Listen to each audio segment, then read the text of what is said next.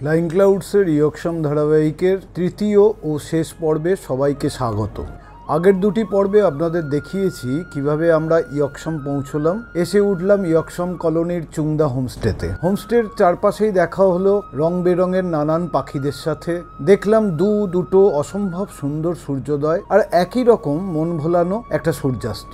আপনাদের সঙ্গে নিয়ে আমি আর দীপুদা হাঁটলাম পাহাড়ি পথে বেশ অনেকটা। এক এক করে ছুঁয়ে গেলাম এই অঞ্চলের ঐতিহাসিক স্থানগুলো, খানিকটা করে সময় কাটালাম সেখানে স্থান মাহাত্ম্য ও জনজীবনের গভীরতা বোঝার জন্য। এই পর্যন্ত যা কিছু ঘটলো সবই ওই চুংদা হোমস্টেকে কেন্দ্র করে। এই হোমস্টেটিকে বাছার কারণ ছিল এর অবস্থান। ইয়কশাম জিপ স্ট্যান্ড, যেটা এই জনপদের প্রাণকেন্দ্র বলা যায়, সেখান থেকে 1.5 কিলোমিটার দূরে অপেক্ষাকৃত ফাঁকা এলাকায়, মানে প্রকৃতির একেবারে আঙিনায় এই হোমস্টের অবস্থান। যাদের বেড়াতে এসে একটু নিরিবিলি, একটু গাছগাছালির সাহচর্যে থাকা পছন্দ, তারা এদিকে ঘর নিতে পারেন, ভালো লাগে। এবার এই হোমস্টের কর্তার সাথে কথা বলবো। তার আগে বলি, অঞ্চলের সমস্ত হোমস্টেতেই থাকা খাওয়ার দৈনিক যে খরচা ধরা থাকে তার মধ্যে লাঞ্চ থাকে না। যদি খান তাহলে আলাদা খরচ লাগবে। আমরা এগ মিল নিয়েছিলাম, খরচ পড়েছিল মাথাপিছু 200 টাকা। এখানে খাওয়া দাওয়া মন্দ নয়। এই হোমস্টেতে দৈনিক থাকা খাওয়ার মাথাপিছু খরচ হলো 1400 টাকা।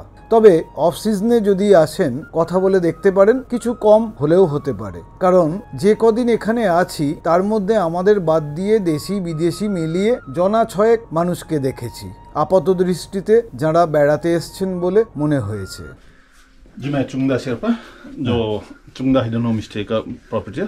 ओके, और आपका कॉन्टैक्ट टेलीफोन नंबर बता दीजिए। मेरा नंबर है 9731948446 और दूसरा नंबर आप 9775434134 में भी कॉन्टेक्ट कर सकते हैं।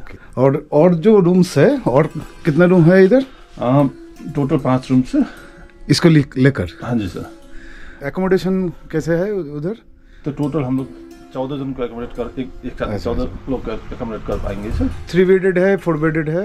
Double bed, triple bed, 4 bed sir. Thank you. Welcome sir. আপনারা ইতিমধ্যেই জেনেছেন আমরা এই ভ্রমণের শেষ দুদিন পেলিংয়ের বদলে ইয়কশামের ড্রাগন হোটেলে থাকব। সিদ্ধান্ত বদলের কারণ তো আগেই বলেছি।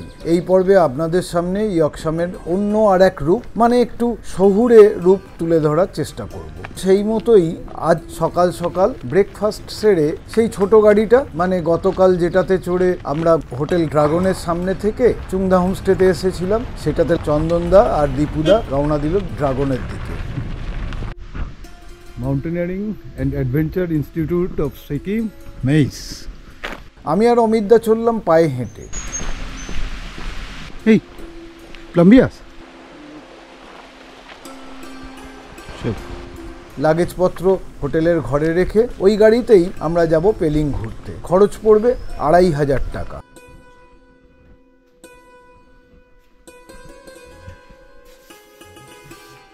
মোটামুটি এই আমাদের ঘর, সঙ্গে একটা ব্যালকনিও আছে।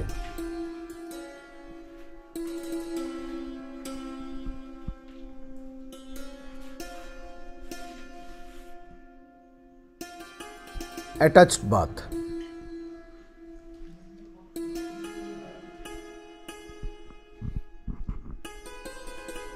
বেশ ছিমছাম পরিষ্কার হোটেল। ডাইনিং হলটার সজ্জায় রুচির ছাপ আছে। ঘর দুটো যা খরচে পেয়ে গেলাম বললে বিশ্বাস হবে না। এটা হোটেল, এখানে খাওয়ার খরচ আলাদা। সিজনে ঘর পিছু এনারা 1200 মতন নিলেও আমাদের থাকার খরচ পড়ল অর্ধেকের কিছু বেশি।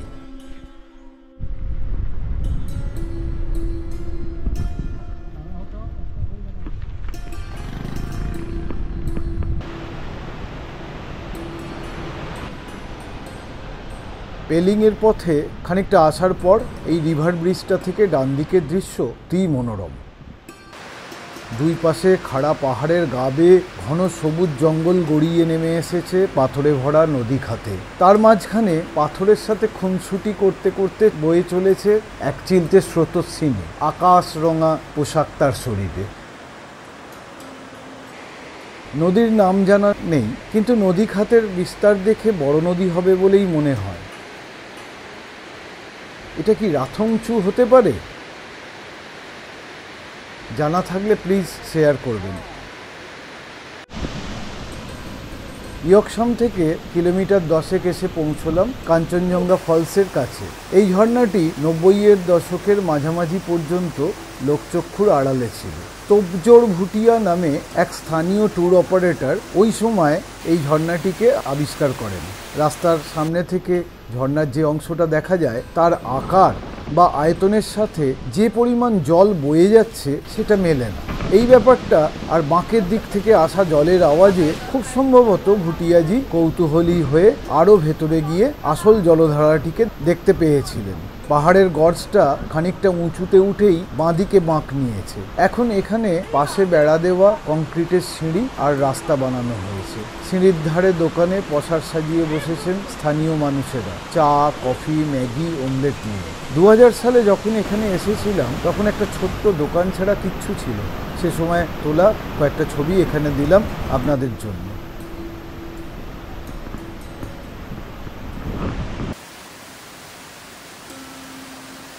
প্রায় 100 ফুট উঁচু এই ঝর্ণাটিকে নিয়ে একটা ধারণা চালু আছে। এর জল আসছে কাঞ্চনজঙ্ঘা পর্বত থেকে।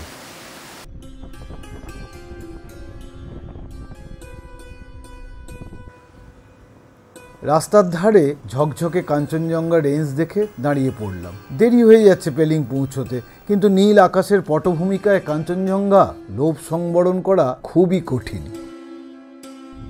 আপার পেলিংয়ে একটা রেস্টুরেন্টে চিকেন থুকপা দিয়ে লাঞ্চ সেরে সোজা পৌঁছলাম স্কাই ওয়াক। এখানে সামনে কাউন্টার।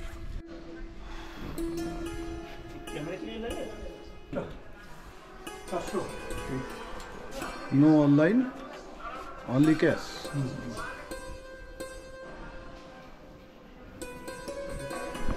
এখন বেলা 1:30। এবার মাথা পিছু 100 টাকার টিকিট কেটে পা বাড়ালাম ঢালু রাস্তা দিয়ে হেঁটে ওপরের দিকে।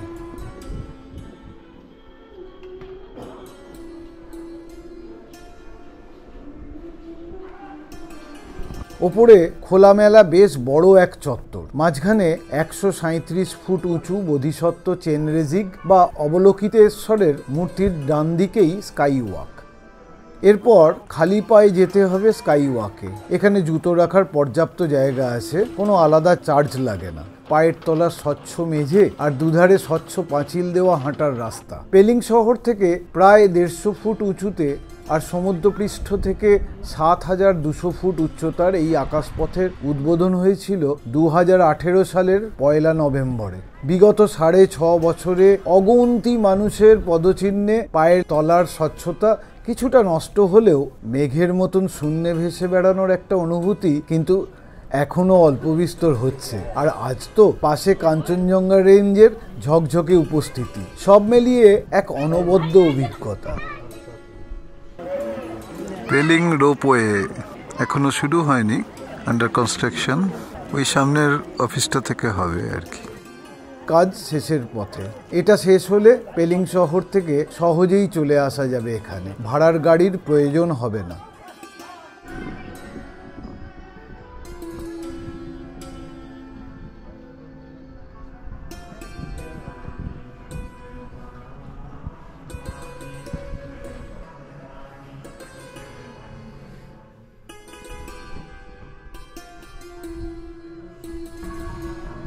প্রায় 100 খানেক সিঁড়ি ভেঙে পৌঁছলাম অবলোকিতেশ্বরের মূর্তির ঠিক নিচে। প্রথমেই এলো এই বিশাল প্রার্থনা চক্রটি। বৌদ্ধ ধর্ম অনুযায়ী এটাকে ঘড়ির কাঁটার অভিমুখে ঘোরানো হয় মেধার উৎকর্ষতা আর পরম আকাঙ্ক্ষিত আশীর্বাদ পাওয়ার জন্য। উল্টো দিকে সূর্য থাকার দরুন এদিক থেকে মূর্তির ছবি ভালো হচ্ছে না। ওপাশে গেলে মনে হয় আরেকটু ভালোভাবে দেখা যাবে। এবার এখান থেকে বোধিসত্ত্বের মূর্তিটি পরিষ্কারভাবে দেখা যাচ্ছে। ভারী সুন্দরভাবে বানানো হয়েছে এই বিশাল মূর্তিটি। এখন আমরা যাব এখান থেকে 4 কিলোমিটার দূরে সিকিমের রাজধানী ডাবডেন্সের ধ্বংসাবশেষ দেখতে। সিটকেয়ং টুলকু বার্ড পার্ক। দশম চোগিয়াল, যাকে সিকিমের আধুনিক অরণ্যায়নের জনক বলা হয়, তাঁরই নামে 2015 সালে সিকিম সরকার এই পার্ক প্রতিষ্ঠা করেন।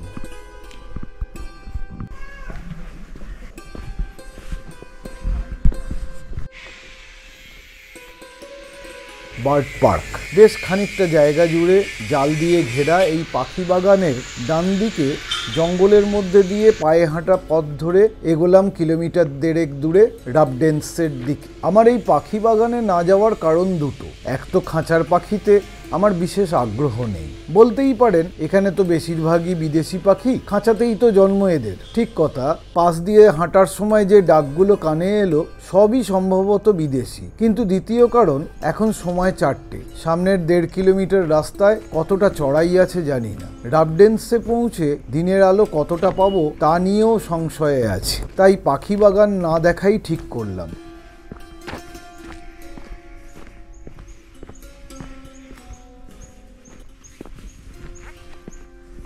পৌঁছে গেছি মনে হয়। সামনের একটু নিচে একটা প্রাচীন চোরতেন দেখা যাচ্ছে। তাহলে চলুন ঘুরে দেখি এই প্রাচীন রাজপ্রাসাদের ধ্বংসাবশেষ। 1670 সালে সিকিমের দ্বিতীয় চগিয়াল টেনসুং নামগিয়াল ইয়কসাম থেকে এই রাবডেন্সেতে রাজধানী স্থানান্তরিত করেন। চারিদিকে ঢালু খাড়া পাহাড়ের মাথায় এই প্রাসাদ বানানো হয়েছিল আক্রমণকারীদের দূরে রাখার জন্য। কিন্তু এক্ষেত্রে আক্রমণকারীরা এতটাই শক্তিশালী ছিল যে তাদের প্রতিহত করা যায়নি। 1800 শতাব্দীতে গোর্খা সৈন্যদের সিকিম আক্রমণে এই রাজপ্রাসাদ প্রায় ধ্বংস হয়ে যায়। এখন শুধু পুরাতত্ত্ব বিভাগের সংরক্ষিত কিছু স্থাপত্যের দেওয়ালে ধাক্কা খেয়ে ফেরে অতীতের স্মৃতি।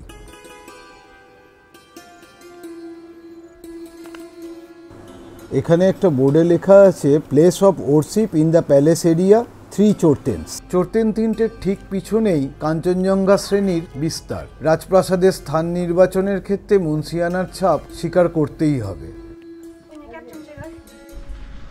বিকেলের আলো ফুরিয়ে এলো। পেলিং ভ্রমণের আর এক দ্রষ্টব্য পেমেয়াংশে মঠ কাছেই, কিন্তু এখান থেকে নামার পর মঠ বন্ধ হওয়ার সময়ের মধ্যে পৌঁছানো সম্ভব হবে না। এই একটা ব্যাপারে কিন্তু আমার একটা খামতি আছে, সোজাসুজি স্বীকার করছি। সময় বাঁচানোর জন্যে একটাকে আধা আধি দেখে পরেরটার জন্য দৌড়নোর ব্যাপারটা আমার ঠিক আসে না। এর জন্যে আমি আমার শুভানুধ্যায়ী দর্শকদের কাছে ক্ষমা প্রার্থী। ফেরার পথে পেলিং শহরের এক পেট্রোল পাম্প থেকে পেলাম এই সূর্যাস্তের ছবি। Good morning from Dragon Hotel, Yuksom, west Sikkim. আজ আকাশে মেঘ রয়েছে। ঘড়িতে এখন 6টা বেজে 20 মিনিট। পূবের আকাশে লাল আভা দেখা গেল, কাবরু এখনো মেঘের আড়ালে।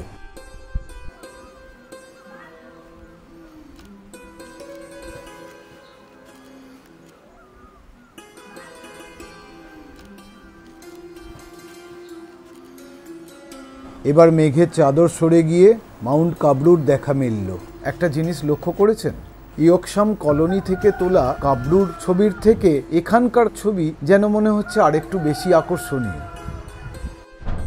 এখন আমরা ড্রাগন হোটেলের ডাইনিং হলে। ব্রেকফাস্ট দেওয়া হয়েছে বেশ সুন্দরভাবে। খাবার পরিবেশনের পরিচ্ছন্নতা আর সাজিয়ে দেওয়া কিন্তু খিদে বাড়ায় বলেই মনে হয়। স্ট্রেলিটিয়া গোত্রের এই ফুলটার আদিনিবাস দক্ষিণ আফ্রিকায়। নাম বার্ড অফ প্যারাডাইস। ফুলটা সারা বছরই ফোটে। ইয়কসাম ভ্রমণের আজ শেষ দিন। কাল ব্রেকফাস্ট সেরে আমরা পাড়ি দেব নিউ জলপাইগুড়ির উদ্দেশ্যে। ঠিক হয়েছে আজকের দিনটা একেবারে রিল্যাক্সড মুডে কাটানো হবে, কোনো পূর্ব নির্ধারিত দ্রষ্টব্য থাকবে না।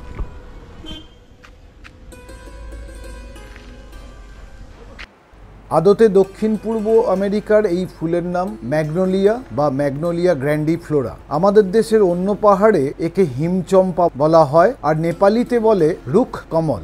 বেশ বড়সড় শক্তপোক্ত গাছ।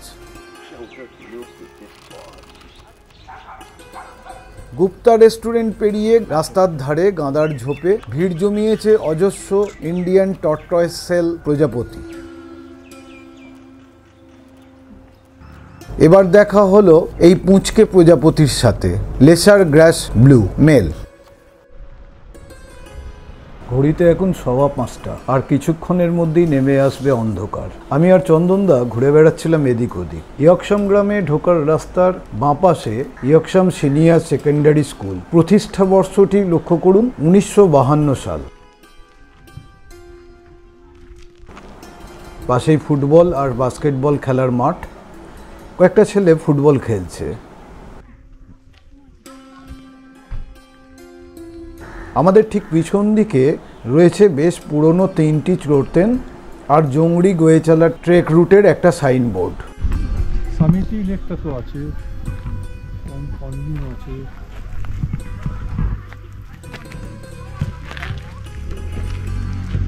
জংড়ি টপ, সোকা, ইয়কশাম। ও সোকা আছে, বাকিমটা নেই। এবার বাড়ি ফেরার পালা। সারথি সেই ইয়ংদা। ব্রেকফাস্টের পর বেরিয়ে পড়লাম এনজেপির উদ্দেশ্যে, আর সেখান থেকে ট্রেনে বাড়ি। একটা কথা বলে রাখি, সাধারণভাবে মার্চ, এপ্রিল আর অক্টোবর মাসে এই অঞ্চলে বেশিরভাগ মানুষ বেড়াতে আসেন। আর আমাদের সময় মানে এই জানুয়ারিতে যদি আসেন, ঠান্ডার ব্যাপারটা যদি সামলানো যায়, নির্ঝঞ্ঝাট ভ্রমণের সুযোগ পাবেন, এটুকু বলতে পারি। এখানেই শেষ করছি। আবার আসছি নতুন জায়গা, নতুন গল্প আর নতুন ছবি নিয়ে। টিল দেন ভালো থাকবেন, সুস্থ থাকবেন।